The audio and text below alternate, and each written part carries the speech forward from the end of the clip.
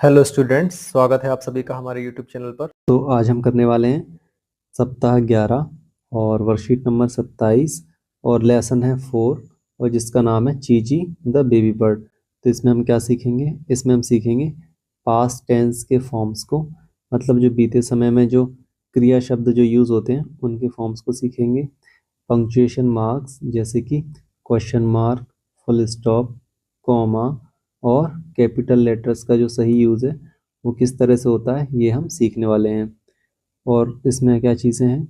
Following instructions, मतलब जो questions में हमसे जो चीज़ पूछी होगी कि उनके क्या आंसर्स होंगे। यहाँ पे हमें पहला क्वेश्चन क्या दिया गया है?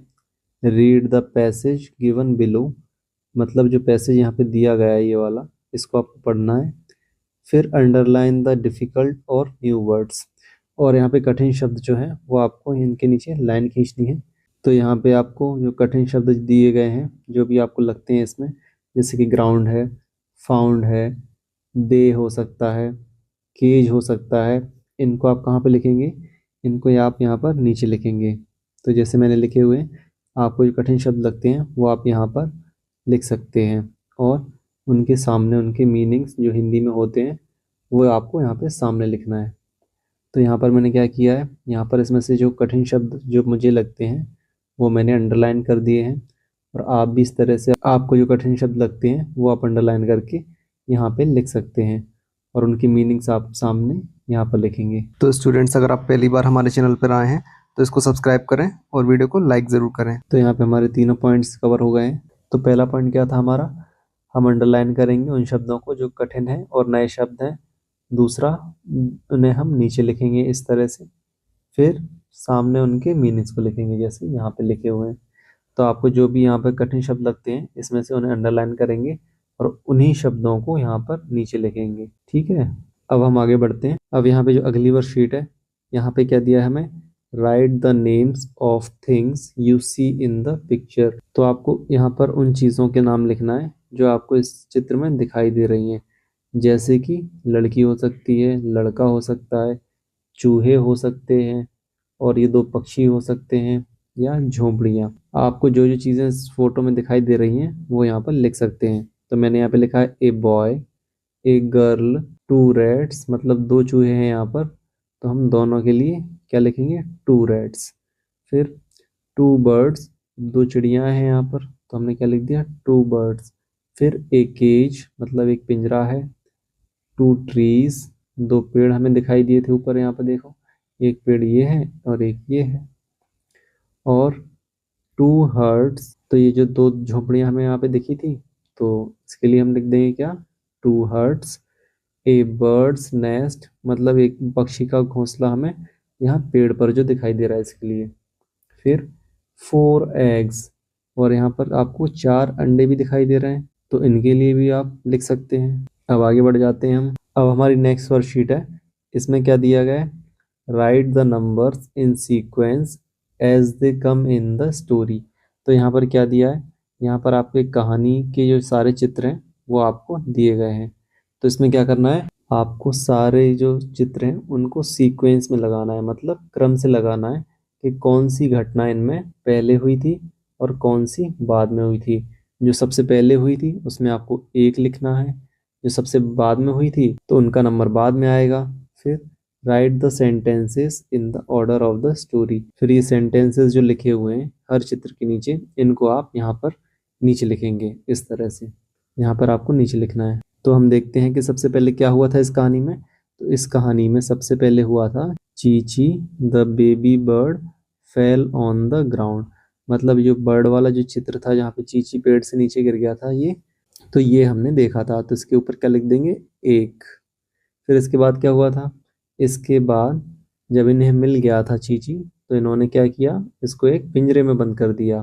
फिर इसके बाद क्या हुआ? इसके बाद जो दूसरे पक्षी थे उनको पता चला कि चीची एक पिंजरे में बंद है, तो क्या किया उन्होंने? उन्होंने उसको एक लकड़ी के सहारे पिंजरे की इस हुक में फंसाया, पिंजरे को अपने साथ उड़ाकर ले गए इस तरह से। तो फिर इस चित्र के बाद किसका नंबर आएगा? इस वाले चित्र का आएगा, तो यहाँ पे हम लिख देंगे 3। फिर इसके बाद क्या हुआ था? इसके बाद वो पिंजरे को लेकर उड़ गए थे, तो यहाँ पे हम क्या लिख देंगे? 4। इसी तरह से इसके बाद क्या हुआ था? वो सभी पक्षी को कहाँ लेके गए थे? चूहे के पास। तो ये कौन से नंबर पर आएगा? ये आएगा 5 नंबर पर। फिर इसके बाद क्या हुआ था? इसके बाद चूहा जो था, जिसका नाम रेटी था, तो उसने क्या किया? उसने इस पिंजरे को काट दिया और ये चींची पिंजरे से बाहर आ गया। तो ये जो चित्र है ये आएगा सबसे लास्ट नंबर पर। तो इस तरह से हमारी जो कहानी है वो कंप्लीट हो गई है और इसके सारे चित्रों को हमने मिला लिया है। अब जो सेंटेंसेस यहाँ पे लिखे हुए थे चित्र के साथ में, वो हमने क्रम से यहाँ पे लिख दिए हैं। तो यहाँ पर पहले नंबर पे क्या है? Chichi the baby bird fell on the ground. तो ये कहाँ लिखा था? ये यहाँ पर लिखा था। तो ये पहले नंबर पे क्यों आया? क्योंकि यहाँ पर ये स्टोरी में सबसे पहले हुआ था। फिर इसके बाद क्या हुआ था? इसके बाद ये हुआ था, ये जो चीची था वो पिंजरे में कैद कर दिया गया था राजू और मोना ने। फिर तो हमने यहाँ पे लिख दिया, Raju and Mona put Chichi in A cage. तो इसी तरह से आगे के सेंटेंसेस भी आप यहाँ पे क्रम से नीचे लिखेंगे। अब अगली वर्कशीट है हमारी। तो इसमें क्वेश्चन है, read the questions and match them with correct answers. तो आपको क्वेश्चंस को पढ़ना है और उनके सही विकल्पों के साथ उन्हें मैच करना है। तो आइए देखते हैं हम। तो यहाँ पे लिखा है, who fell on the ground. तो ग्राउंड पे कौन गिरा था? तो ये ग्राउंड पे गिरा था चीची द बेबी बर्ड। फिर हु फाउंड चीची। तो चीची किसको मिला था? तो किसको मिला था आपको याद होगा इस कहानी में? तो ये मिला था राजू और मोना को। फिर who help to free Chichi. तो चीची को मदद किसने की फ्री होने में? तो वो मदद की थी रेटी द रैट ने। फिर where was Chichi kept in. तो चीची को कहाँ रखा गया था? चीची को एक पिंजरे में रखा गया था जिसको हम केज कहते हैं। फिर who came to free Chichi. तो चीची को बचाने कौन आया था? तो यहाँ पे क्या आएगा? अदर बर्ड्स, ये वाला ऑप्शन। इसी तरह से अब हम आगे बढ़ते हैं। अब अगली वर्कशीट पर हमसे पूछा है कि look at the picture and fill in the blanks with the suitable preposition give in the brackets. तो यहाँ पे क्या करना है हमें? सही प्रपोजिशन, मतलब यहाँ पे जो शब्द दिए गए हैं प्रपोजिशंस शब्द कहते हैं इनको हम। तो इनको क्या करना है? 2 विकल्प हमें दिए गए एक प्रश्न के लिए, तो इनमें से जो भी एक सही होगा उसको हम यहाँ पर लिखेंगे। तो इस चित्र में क्या हो रहा है हम देखेंगे। तो इसमें पहला जो सेंटेंस है, the girl is dash her room. तो जो लड़की है वो रूम में है, तो कमरे के लिए किसका यूज होगा? तो इसके लिए क्या यूज होगा? इन का यूज होगा। तो यहाँ पे क्या लिख देंगे हम? इन लिख देंगे। फिर अगला क्वेश्चन है, the table is dash the room. तो जो टेबल है क्या है? कमरे के अंदर है, तो इसके लिए भी क्या यूज होगा? इसके लिए भी इन का यूज होगा। फिर अगला सेंटेंस है, the table is dash the bulb. तो बल्ब यहाँ पर ऊपर है, आप चित्र में देख पा रहे हैं। तो बल्ब के क्या है? ये अंदर है क्या? नहीं, बल्ब के अंदर तो नहीं है, तो ये क्या है? अंडर है। तो अंडर मतलब नीचे होता है, तो यहाँ पे क्या लिखेंगे हम? अंडर। फिर अगला जो सेंटेंस है, द बास्केट इज। तो बास्केट कहाँ पर है? ये है बास्केट। तो ये कहाँ पर है? The table. तो टेबल के ऊपर है, अबव है या अंडर है, मतलब नीचे है। तो ये क्या है? अंडर है। तो यहाँ पे भी अंडर लिखेंगे हम। फिर अगले जो सेंटेंसेस हैं, the bulb is dash the table. तो जो बल्ब है वो टेबल के कहाँ पर था? तो वो टेबल के ऊपर था। तो क्या आएगा? Above the table. तो यहाँ पे क्या लिखेंगे हम? यहाँ पे लिखेंगे अबव।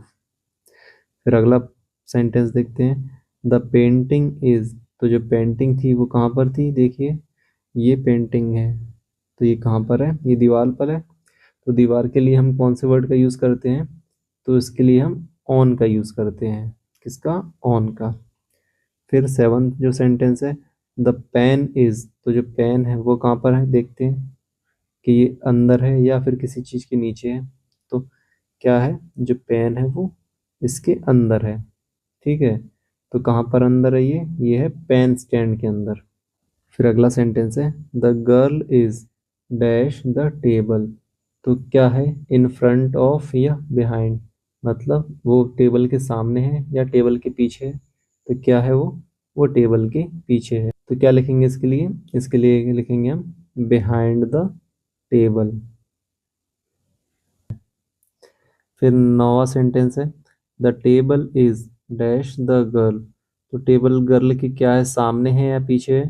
तो टेबल क्या है, गर्ल के सामने है, क्योंकि जैसे हम देखें तो ये लड़की है, तो लड़की के क्या सामने ही है ना टेबल, तो उसको क्या बोलेंगे हम, इसको बोलेंगे इन फ्रंट ऑफ। तो यहाँ पे क्या लिखेंगे, ये वाला ऑप्शन।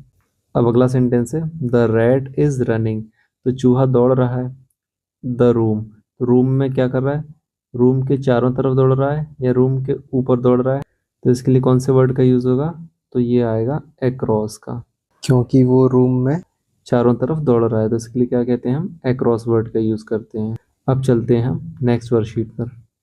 अब यहाँ पे हमसे पूछा गया है रीड द इंस्ट्रक्शंस, निर्देश पढ़िए और draw the picture and colour it.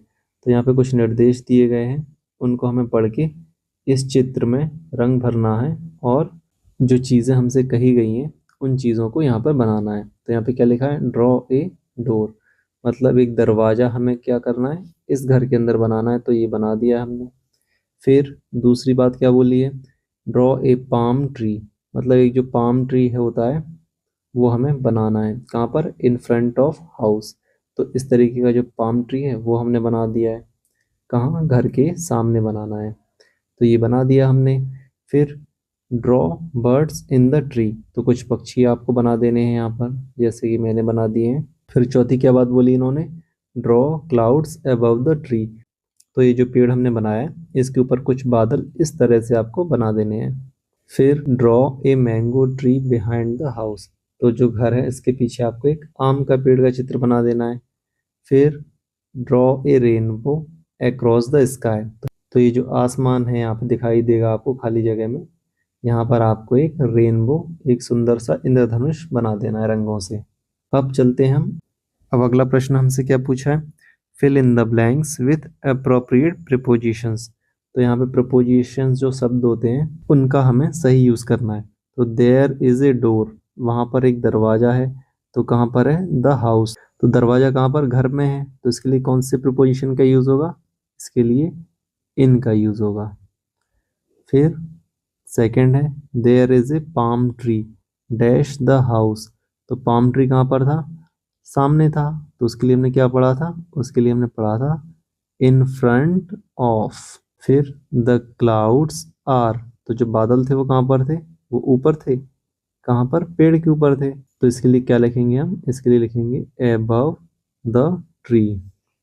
अब चौथे में क्या पूछा हमसे, there is a mango tree, तो मैंगो ट्री था वहां पर घर के पास, तो कहाँ पर था वो, पीछे था, तो पीछे के लिए क्या लिखेंगे, बिहाइंड, इस वर्ड का यूज होगा।